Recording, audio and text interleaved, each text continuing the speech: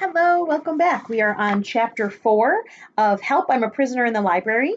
And when we last left off with Mary Rose and Jo Beth, the they had found the phone in the librarian's desk and they were trying to call the police department or the fire department, anybody that would listen, to let them know they were locked in the library. And they had just tried to connect with the fire department when the lights went out, the phone went out, everything went out, and they are in total blackness. And they hear something flying around and it's talking to them, and they realize it's a mynah bird, which is like a parrot, and mynah birds can talk. So she must be the pet bird of the librarian because she's saying, "What are you doing here? Who are you?"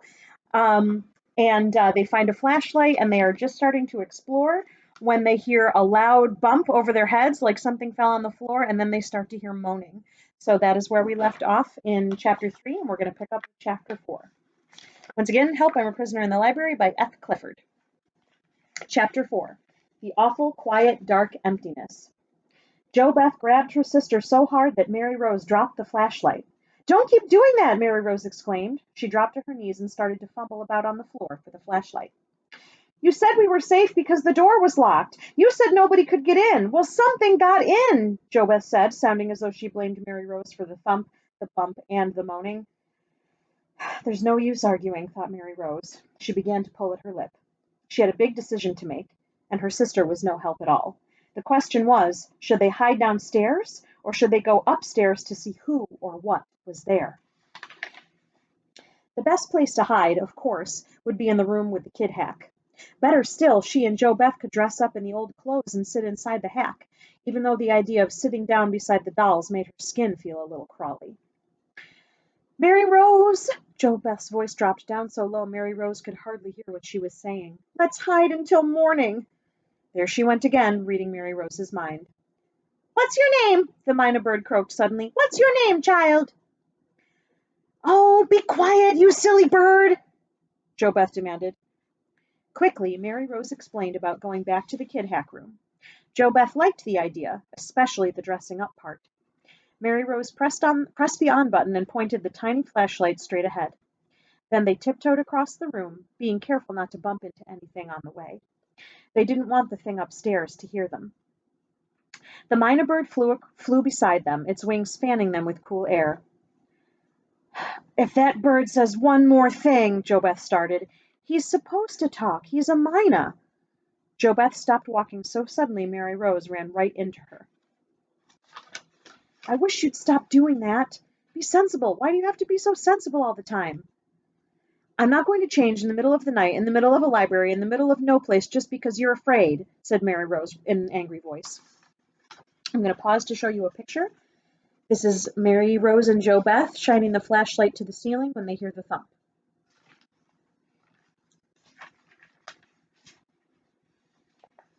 "That's not fair. You're never fair. I can't help being scared. This is a scary place." "You can be scared and sensible, too. Don't you think I'm scared?" "If I was 10 and you were only 7, I'd be nicer than you are, Mary Rose. I would take care of my little sister and not pick on her all the time." Mary Rose sighed. "Do you think it's easy to be the oldest? I wish we could change places just once. Then you'd see." Jo Beth was astonished. Didn't Mary Rose get to stay up later because she was older? Didn't she get a bigger allowance? And when Jo Beth got mad and yelled at Mary Rose, didn't their mother always take Mary Rose's side? "Don't you think I ever get tired of having Mommy or Daddy tell me I have to take care of you all the time?" Mary Rose continued. "Take care of me?" Jo Beth was insulted. "I'm 7 years old." Suddenly she hissed in her sister's ear, their argument forgotten. "Shh! Listen, it's starting again." Mary Rose had heard it too, that loud moan from upstairs. "Quick," she said as they went into the kid hack room. She shone the tiny light so they could find their way behind the display. There the two girls undressed rapidly. Jo Beth threw her clothes down in a heap on the floor, but Mary Rose folded each garment as she took it off and placed it neatly on one of the benches. As soon as they had the old-fashioned dresses on, they took turns looking at each other in the small glow of the flashlight. "This dress feels kind of nice," Jo Beth said, surprised. "Do you like yours?" Without waiting for an answer, she went on. "Let's put on one of these hats." "It's not a hat, it's a bonnet." Jo Beth rolled her eyes heavenward. Mary Rose was probably right. She was almost always right about one thing or another, but she just wished Mary Rose would keep it to herself once in a while. "Where shall we sit?" Jo Beth asked. Mary Rose studied the kid hack. There was one empty bench right up front. "Let's sit together up there." She'd never admitted to Jo Beth, but Mary Rose wanted the comfort of her sister's warm body right next to her. Jo Beth sat next to the window, or what would have been the window if the kid hack had had glass in it. Mary Rose smoothed her dress and took the seat behind her sister. The mynah bird perched on top of the wagon. The silence was absolute. Neither sister spoke. Even the bird was quiet. Jo Beth wanted to turn her head and look back at the other dolls. She could tell Mary Rose felt the same way. After a few minutes, Jo Beth said out of the side of her mouth, "They're doing something back there. I think they're moving around." Mary Rose clutched at the flashlight so hard her knuckles began to turn white.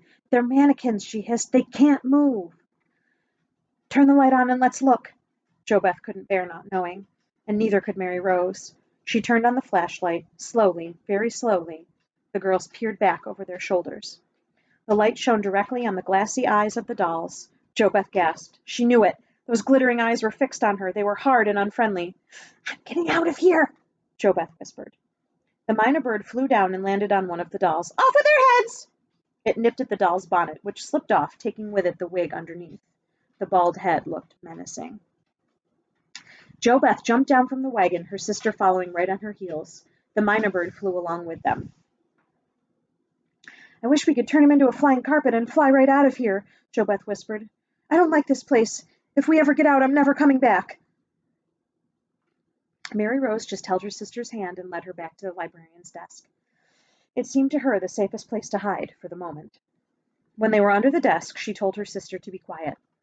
Mary Rose listened hard, turning her head from side to side. The moaning had stopped again, but that didn't mean that whatever was up there was gone.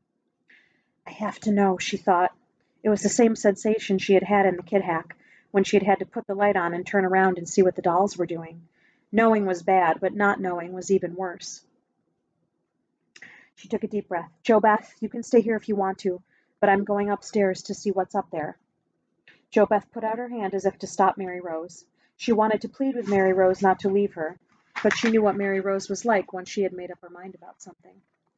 "I'm going to sit right here on the floor," Jo Beth said. Mary Rose shrugged. She began to walk away towards the steps. "Wait!" Jo Beth cried. "You've got the light!" Mary Rose shrugged again. She beamed the light at the sign and then up the stairway. She took another deep breath, closing her eyes for a moment. Stepping over the signs, she put one hand on the banister and held onto the flashlight with the other. She didn't say a word when Jo Beth raced after her, breathing hard. "Let me walk in front of you, please, Mary Rose. I'd rather have you right in back of me than—" Her voice trailed off, but Mary Rose knew exactly what her sister meant because she could feel the awful, quiet, dark emptiness pressing in behind her. That is the end of Chapter 4. I'll be back tomorrow with Chapter 5. We will see what is waiting for them at the top of the stairs.